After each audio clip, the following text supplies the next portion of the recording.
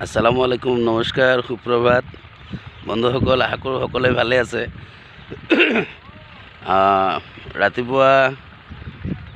ৰাতিপুৱা মই খেতিত আহিছোঁ, নিজে কৰা খেতি বন্ধুসকল, মাকৈ খেতি। আপোনালোকে গমেই পাইছে, মাকৈ খেতি একেবাৰে হাল বাই থকাৰ পৰা মাকৈ ৰুই থকা ভিডিঅ' পৰ্যন্ত আপোনালোকক মই দেখুৱাইছোঁ। এয়া আহি এইটো ষ্টেপ পাইছে, আপোনালোকে চাই আছে। বন্ধুসকল, এই পানী দি আছোঁ বৰ্তমান, গোটেইখিনিত প্ৰায় পানী দিয়া হ'লেই।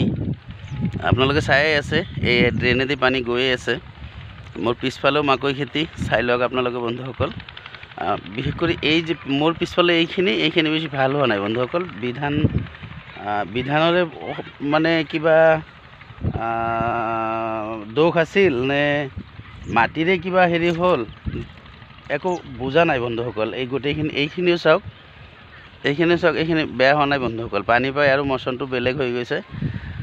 এতিয়ালৈকে বন্ধু সাৰ দিয়া নাই, দিম, পানী দি আছোঁ। অলপ সাৰ দিব লাগিব, ইউৰিয়া আৰু DAP মিক্সাৰ কৰি দিম, মিক্সাৰ একেলগে দিম। আৰু বন্ধুসকলে মোৰ পিছফালে এইখিনি চাওক, এইখিনিও চাওক। এইখিনিৰ লক্ষণটো বহুত বেছি ভাল আৰু গতিকে বন্ধুসকল, আপোনালোকে আশীৰ্বাদ কৰিব, দোৱা কৰিব, যাতে ভাল এটা এজন খেতিয়ক হিচাপে পৰিগণিত হ'ব পাৰোঁ। শিক্ষিত খেতিয়ক, শিক্ষিত নিবনুৱা, এই নামটো যাতে আপোনালোকে মোক নকয়। আৰু প্ৰতিজন শিক্ষিত বন্ধুসকলক মই এটা আহ্বান জনাম, আপোনালোকে শিক্ষিত নিবনুৱা নহ'ব। আপোনালোকৰ নামৰ আগত এই পাপিষ্ঠ ভাষাটো নানিব।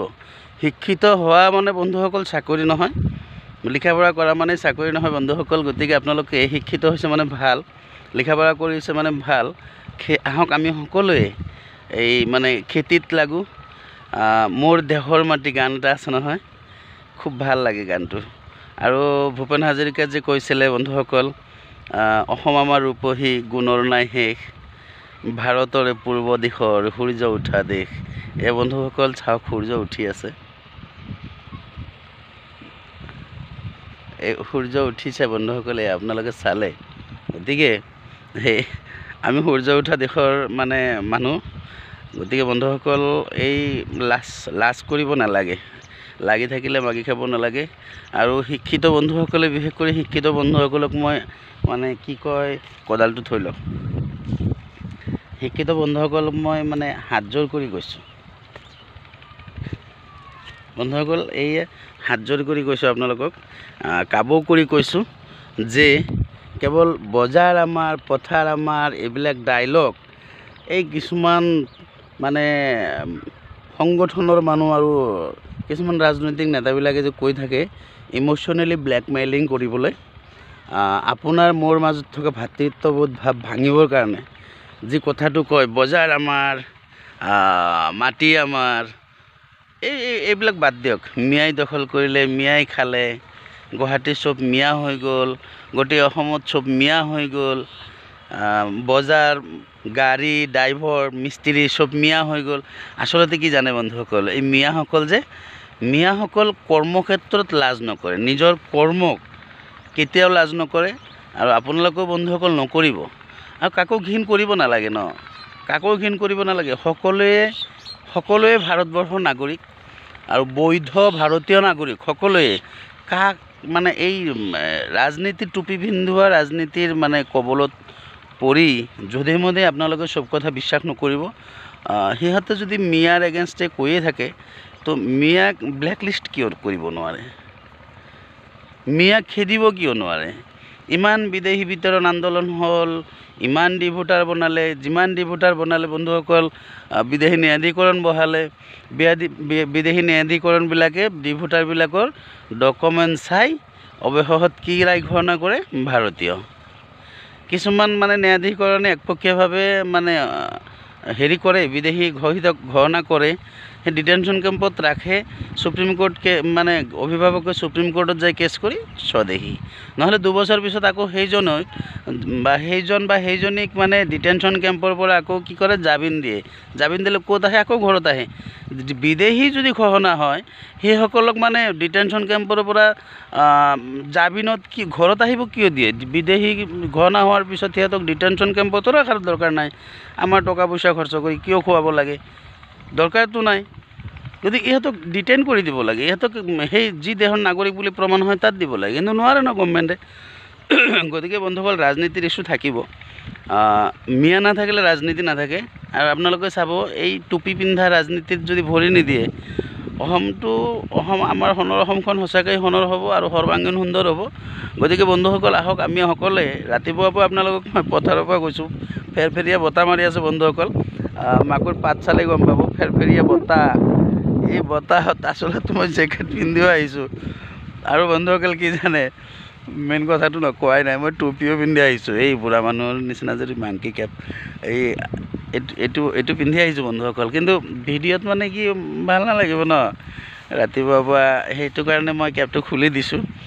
এতিয়া আপোনালোকে বন্ধুসকল, এই যে এজন নৱ উদ্যমী খেতিয়ক হিচাপে যে আপোনালোকৰ ওচৰত আহি আছোঁ, গতিকে বন্ধুসকল, আপোনালোকে মোৰ এই কণ্টেণ্টটো অলপ আগুৱাই দিয়ক।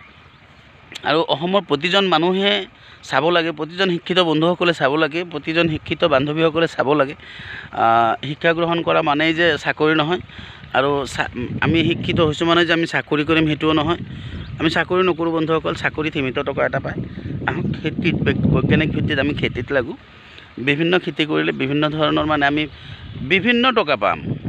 বিভিন্ন টকা মানে বন্ধুসকল বুজাটো নাই ন, মানে আপুনি যদি কি কয় চব্জি খেতি কৰে, অলপ এডভান্স যদি কৰিব পাৰিছে বন্ধুসকল, টকা বস্তা হিচাপত টকা ল'ব পাৰিব। তাৰপিছত বন্ধুসকল, এই মাকৈ খেতি কৰক, ধান খেতি কৰক, মানে 2-3টা বৈজ্ঞানিক ভিত্তিত দুধৰণৰ যদি খেতি কৰিব পাৰে, মাকৈ তুলি আকৌ ধান খেতি লগাই দিম, মাকৈ তোলাৰ পিছত আকৌ ধান খেতি লগাম। সেই ধান আকৌ কিছুমান ধান কাটিব পাৰিম, কিছুমান কিন্তু মাছে খাই পেলাব। পানী বেছি হ'লে মাছে খাওক, আমি মাছে খালেও এইটো মাছৰ আধাৰ থাকিব, মাছৰ কাৰণে দানা কিনিবলৈ নালাগে, সেই ধান খাব। আৰু যদি মাছে পানী বেছি নহয়, তেতিয়াহ'লে মাছে বেছি খাব নোৱাৰে, বাকীখিনি আমি খাবৰ কাৰণে ধানখিনি পাম। গতিকে বন্ধুসকল, এইটো প্লেনিং থাকে, আপোনালোকেও প্লেনিঙত আহক। যদি আপোনালোকে মাকৈ খেতিৰ যদি মানে হেৰি কৰিব বিচাৰিছে, তেতিয়াহ'লে বন্ধুসকল আমাৰ লগত যোগাযোগ কৰিব, বিশেষকৈ মিয়া খেতিয়কসকলৰ লগত যোগাযোগ কৰিব, যিসকলে এইবিলাক খেতিৰ লগত জড়িত। এনে এজন ব্যক্তিৰ লগত আপোনালোকে দিহা পৰামৰ্শ লৈ নিজৰ সাঁচতীয়া ধনখিনি যাতে বেয়া নকৰে, এইটো আপোনালোকক আহ্বান জনাইছোঁ বন্ধুসকল। এইটো মোৰ পিছফালে এইটো দেখিছে মোৰ চেলো মেচিন ঘৰ, চেলো মটৰ কাৰেণ্টত চলি আছে, পানী গৈ আছে, এইটো ড্ৰেইনত চাইছে। বন্ধুসকল, এইখিনিতে আপোনালোকৰ পৰা বিদায় লৈছোঁ, আৰু আপোনালোকে মোৰ কণ্টেণ্টটো আগুৱাই লৈ যাওক, যাতে অসমৰ সকলো শিক্ষিত বন্ধু বান্ধৱীসকলে খেতিৰ প্ৰতি আগ্ৰহী হয়, খেতিৰ প্ৰতি যাতে চবেই মনোযোগ দিয়ে, তাৰ কাৰণে আহ্বান জনাই আপোনালোকৰ পৰা বিদায় মাগিছোঁ। সুপ্ৰভাত, আসসালামু আলাইকুম, নমস্কাৰ।